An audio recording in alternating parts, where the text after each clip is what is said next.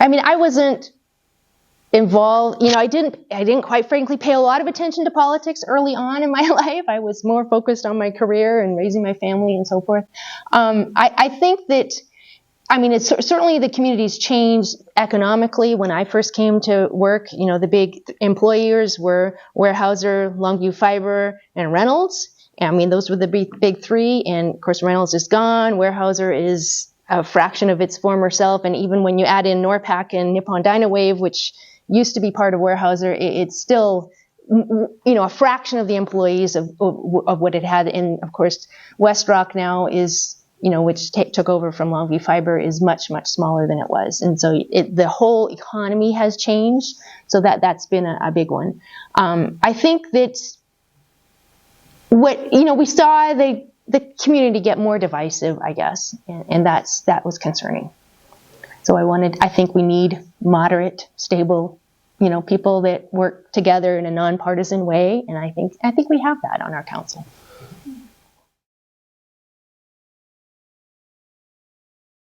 Sure. My role in council, yes, very much. I take on my role as definitely as a nonpartisan. We work together. We basically we have our partisan hats outside, but we throw them aside and we join forces and work together for the good of the community. And I feel like we do a good job of that.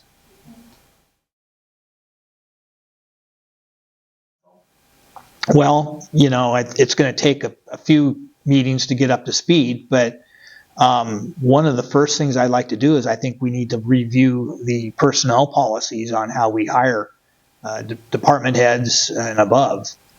I think that could be done a little better. I think it'd be done with more transparency, and I think it should be more selective.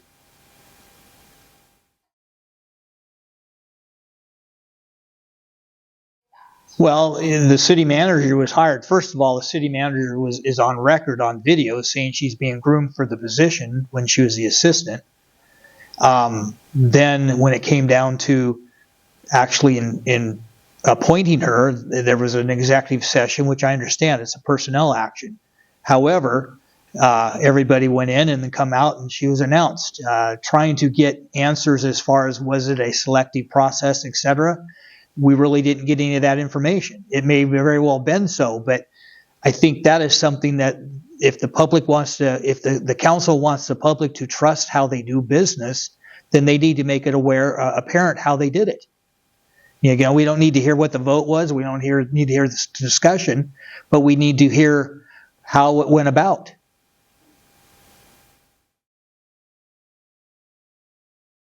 And I will say the vote was public.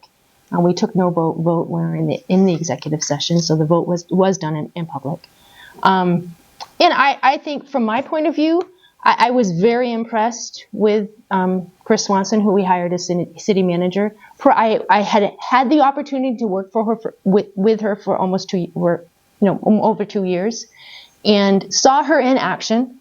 So I knew very well of her strengths, and I initially thought, we probably should go out and get interview other candidates, but somebody asked me, well, could you give an unbiased?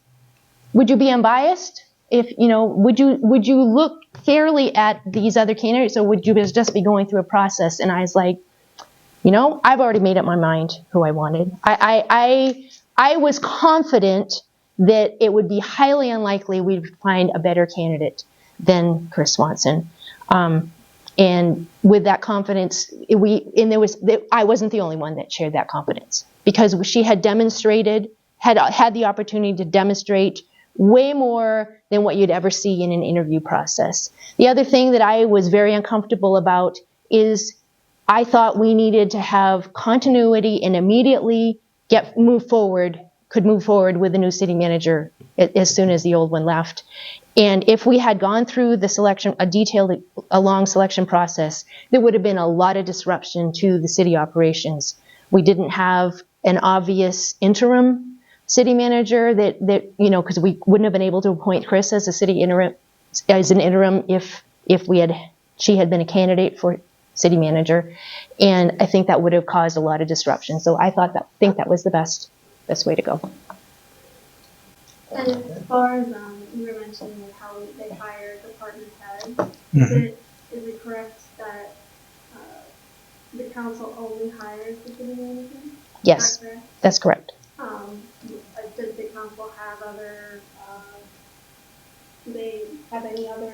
We don't have any say in any other employees. We only have one employee.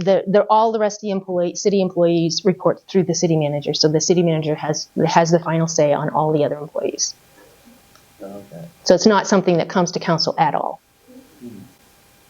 Were there any other department heads? Not particularly. I don't recall any department heads actually being appointed other than the city manager.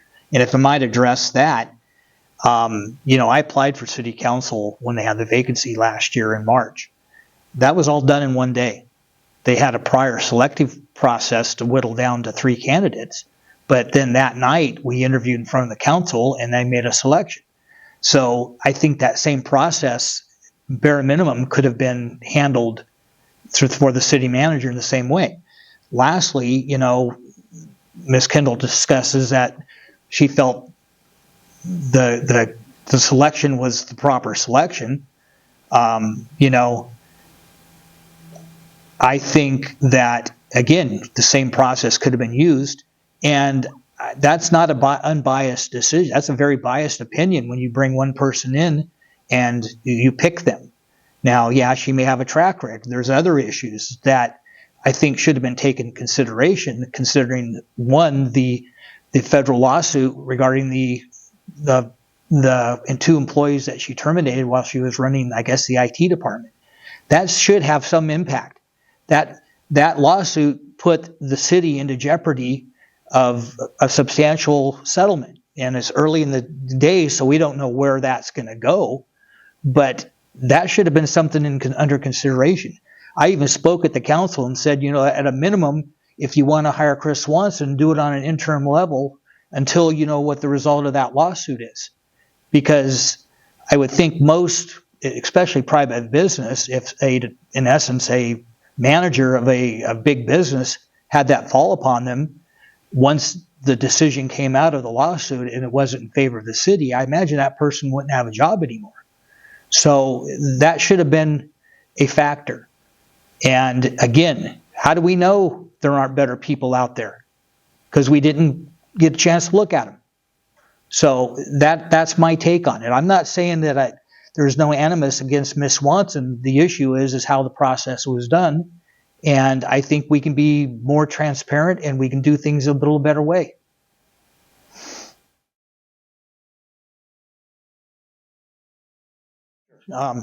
Well, I need to background it in that I would not have supported it as it stood when they formed it.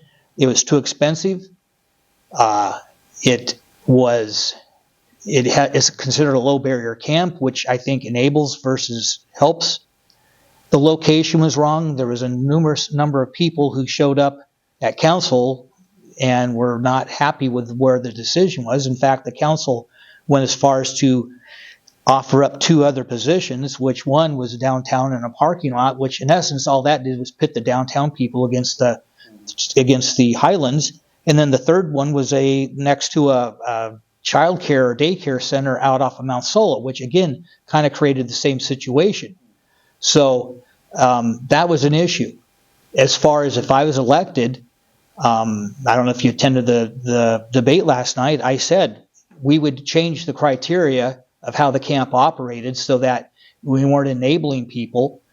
We would also look at the contract to see if, most contracts with cities, et cetera, have the ability to sever one party or the other. I would, it's another thing. You can't just arbitrarily stop something and get a new contract. So we'd make it as an interim until we'd put out another request for proposals with city criteria as to what we want and go from there. I've yet to hear exactly how much the camps cost. You hear numbers all over. So I don't know. I mean, let's take into consideration the cost of pallet homes. Let's take into consideration what the contract with the Salvation Army is. Let's take into consideration what the cost for lot development is. So Would I continue it? I would continue in some form. You know, you shut it down, you throw 50 plus people back out on the streets, and your public is already screaming about the number of homeless people who are still walking the streets. You know, number two, we don't have a plan. I have yet to hear a plan what happens when the 365-day period ends per the city Muni Code. It's considered a homeless, or it's considered a hosted camp, and that's what the Muni Code specifies. So we're down to almost, I think, 39 days from when it was implemented. So where's the plan? I've asked for the plan at City Council during constituent comment, and as most things happen, there's no response. Or if there is a response regarding a specific issue, you get told to go ask the business card of either the police chief or the public works or whatever. You know, there is no actual conversation about this. And I think it is a... Sure. So you said, you know, the enabling, that's not our, we're enabling now. So I'm trying to find out what exactly that means. Like, do you mean that there should be a law enforcement solution to those who are on drugs? I'm just trying to understand. It's usually drugs they're dealing with the low barrier shelter. So what do you mean by we're enabling them, and then what's the solution? Well, enabling, yeah, there is an law enforcement faction to that. You know, I think the contract, and again, I haven't read it in its entirety, but I think there is at least some consideration that they can enter the camp under the influence. That's not helping them. You know, they get to go out, I think, on Sunday mornings and walk a 5-block area and clean up the city. Why don't we have them go out on a daily basis and clean up various sections? They apparently have a bus they can transport people with. You know, start creating some type of self-worth beyond just going to a counseling session and learning that. You know, that's another issue. It's my understanding that the counseling services being utilized are not Medicaid qualified providers. Maybe that's not true. But if it is if that is not occurring, why don't we get them plugged into a Medicaid preferred or provider in order to maybe save some money? You know, there needs to be the whole thing came about with the city giving the city manager a blank check to develop this thing with no oversight. And, you know, we let these people live for 3+ years on the streets and under the influence of drugs and squalor, and it didn't seem to be an issue. And then all of a sudden, boom, overnight, we got to create this camp.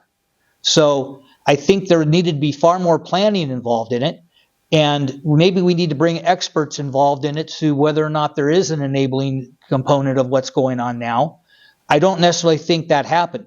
I know Salvation Army came and gave a presentation to the city before the camp was created. I should say the village, because I guess there's some issues about distinguishing the two. But how about other agencies coming in? Okay. Okay, sure. I'd love to talk about it. I just want to say that I worked for 3 years personally on this effort prior to Hope Village, finally coming about. I sat on my first committee at the county before I was sworn in as representing the city, before I was sworn in as a councilor, a city council person 4 years ago. And at that time, we were looking at locations, alternative locations for the Alabama Street, the unhosted encampment. We had the county staff brought us a packet, a big thick packet of about 14 different locations, and we added a few more to it. And I thought, boy, this is going to be great. We're gonna find all these places, and just cross that one off. And what I learned through that process, there is no good location. There is you cannot pick a location in this community without having a room full of people screaming at you saying, "Not in my backyard." And so that's with respect to the location. So we worked, had open public meetings all through that process. Then we worked with the county. We had a council homeless committee that we met every week for 2 years. And we met with service providers. We met with representatives from the county. That kind of culminated. We had a big workshop with all the county commissioners plus the Longview council members in March of 21. And we talked about doing a hosted encampment, a pilot project, if you will, at that point in time. We then later, a couple months later, made changes to our municipal code to allow the camp to go on for a year and expanding the numbers of people.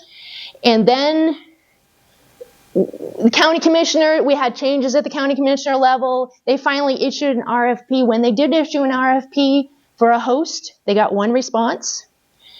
And there was some discomfort with that response. So I was on a committee representing the city again, along with Commissioner Jay Bush and Gina James from the city, to try to work with the community house on Broadway, to try to understand how can we make this work. We met with them. I went down to Vancouver with them to visit the Safe Stay community, which is an example of a similar project that was working well.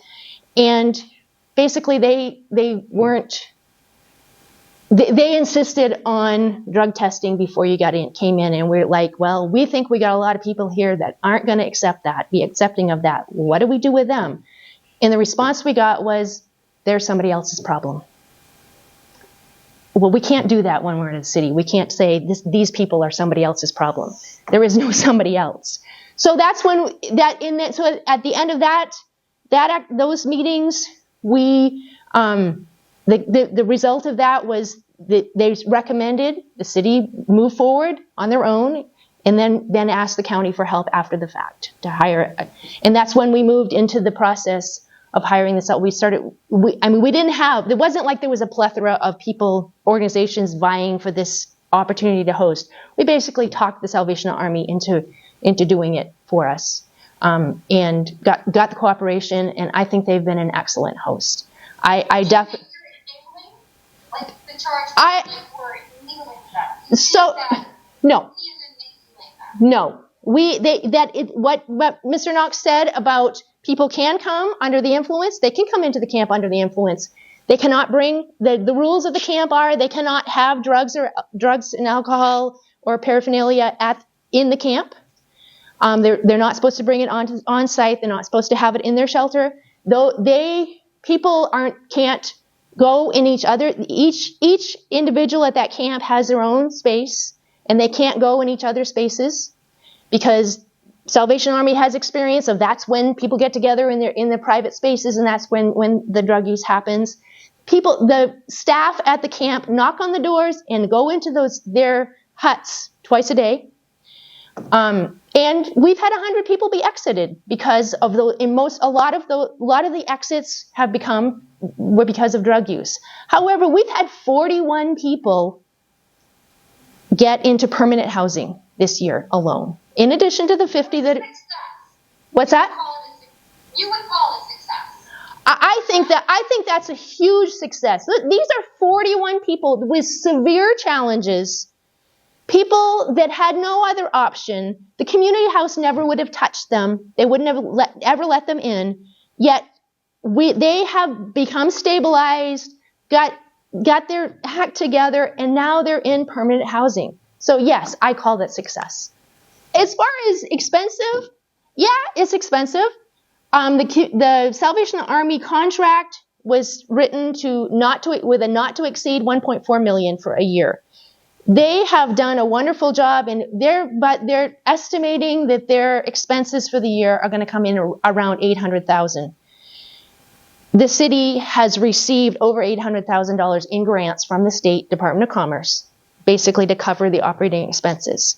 There was setup costs, but the cleanup and the pavement of that site is something that is a capital investment, which is going to be beneficial to the city in the long run. It's adjacent to city shops. It can be used as, equipment storage, lay down. If the Help Village went away, the money we put into prepping that site is something that is of value to the city. So it's not a throwaway thing. Yeah, I actually just was talking with Major Phil Smith, who's the head of the local Salvation Army, and he's preparing a budget for next year. And, for the extension of the contract, and he feels that he can actually do that, come in on the same, right around the same amount, the 800,000 for next year as well. So they admit that they didn't really know, they had a lot of learning, and so that they've been able to, adjust and so forth, and so that's why it's come in so much lower. If you look up cost to society of a homeless person, the low end of the estimate is $35,000 a year. If you multiply $35,000 times 41, you're looking at $1.4 million annually for these 41 people. And then if you add in the other 50, it just continues to go up. I think we can't afford not to do this. The other option is law enforcement. That's way more expensive. That's way more expensive option, and it doesn't get people on a path to wellness. If you put somebody in jail, they're going to get out. When they get out, they have one more barrier to employment, one more barrier to housing. We need to help people, and that's what Hope Village is doing.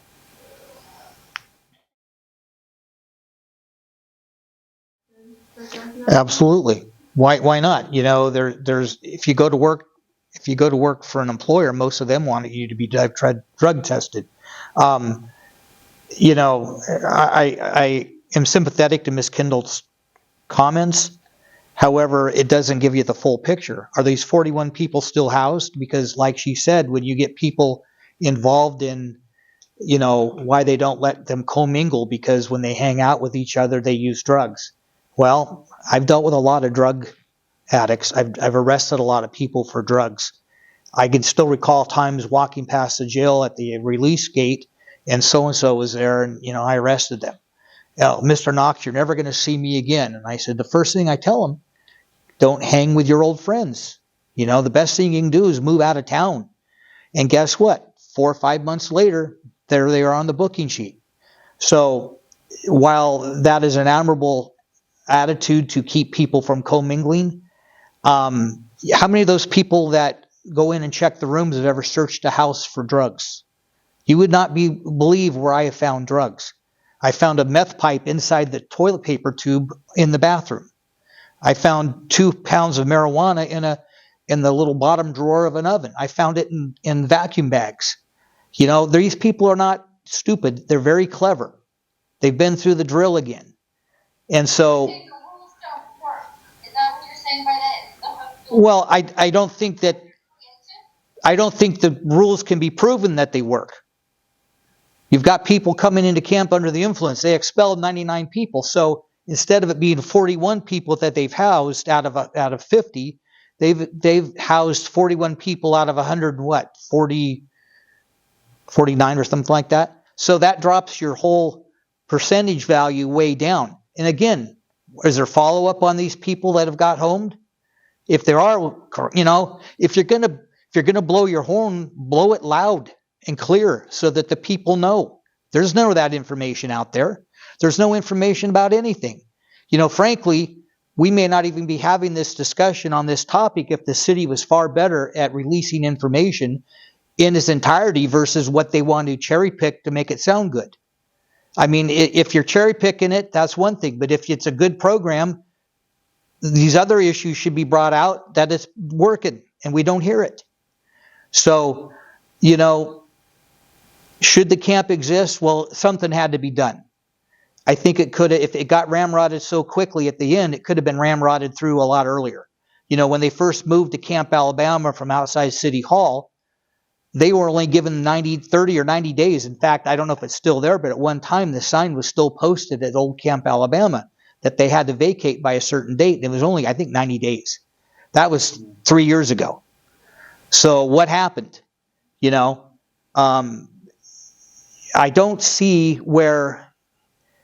honestly don't see where there was a whole lot of real big effort until such time as people started going to city council meetings and having issues with what was going on. $80,000 or $800,000 is what supposedly Salvation Army's costing or charging. How much did the city go to the county and ask for with those dock fees? I think it was more than that. That would have happened, I think, entirely believe this county would have gave up that money had there been a little different contract, had the rules been a little different, been more enforceable, been more along the lines of actually helping people instead.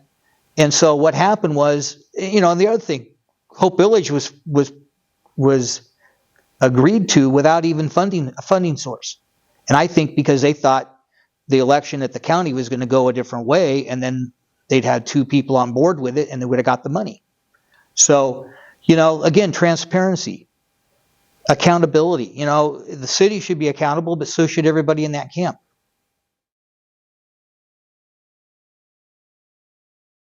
I think it's good. I personally support the measure. I will vote for it. And I think it's good. It's appropriate that we are taking it to the voters, and the voters will ultimately decide if they choose to fund it. So it's up to the voters. And that's the way the municipal part, the state code, state law allows us to this funding mechanism, and that needs to be taken to the voters. So that was the only option for this. I think it's we all love our parks. You hear people say all the time that you love your parks. But I tell you, when you saw the pictures that they put up at the last council meeting of the bathrooms and some of the mess, the issues with the irrigation out at the golf course, the irrigation pump at Lake Sacagawea being down, and so it's basically the dirt, it's just turning to dirt around Martin's Dock with all the heavy use.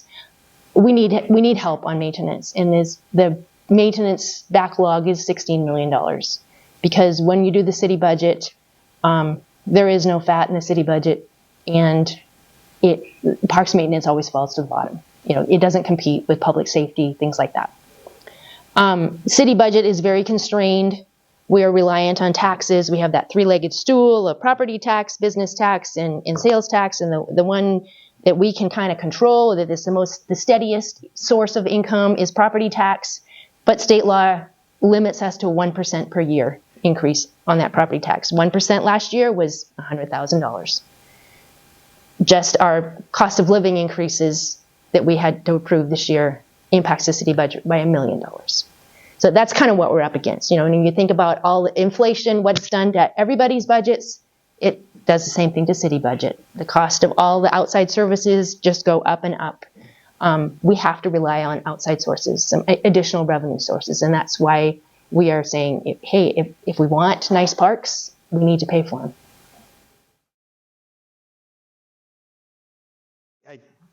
I don't disagree that we need parks, that parks are nice. My first question is, how do we get $16 million in arrears? There's somebody has to be accountable for that. I don't think that, should we get some way to fund it? Yes. Should we fund $16 million? I don't know. That's $16 million is a huge, that's a huge budget item just for that.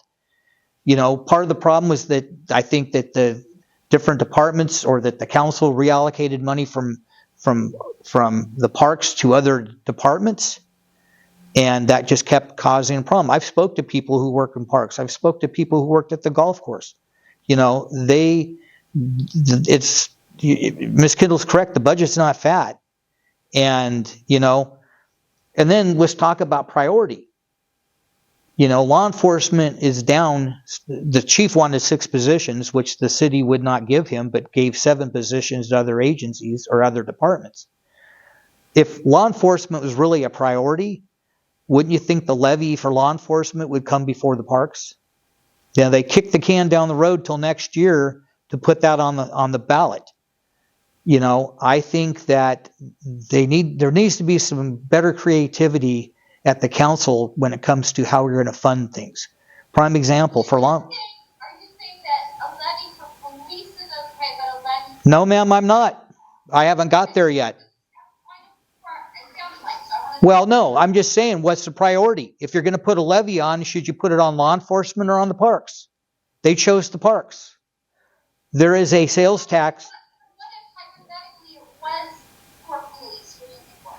Well, first of all, I'm not sitting on the city council. If I was, instead of a levy, I would take the 1.1 1/10 of 1% sales tax that was imposed and use that money. That's supposedly, depending on whose figures, again, figures aren't always accurate, somewhere around $800,000. See, the trouble with law enforcement is you hire 6 new officers. You have an academy. Well, first, the process to hire them is quite vigorous.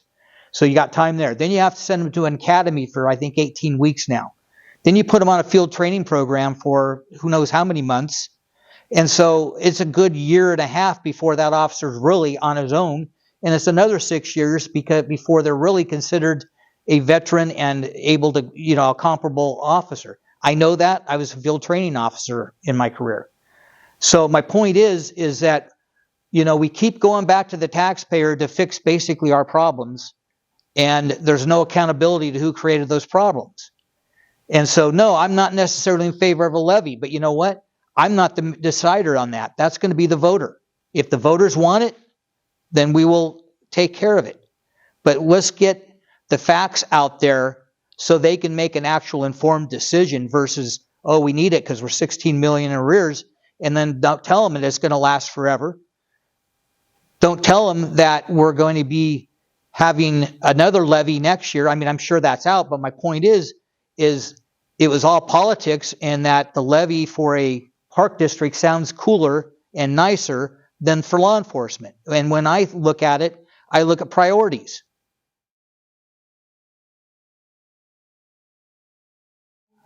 I did. I actually made the motion to bring it up in 2024.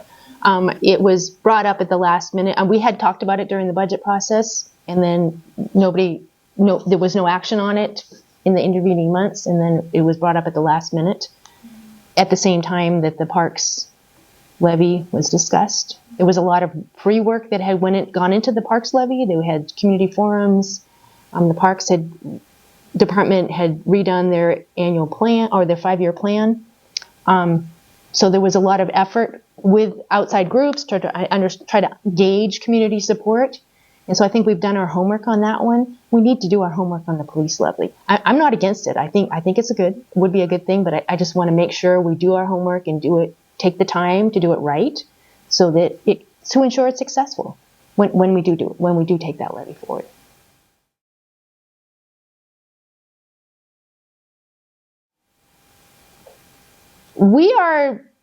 We've been talking with our city manager, and I know she's actively working on trying to find somebody and hire a communications person for the city, somebody public communications professional.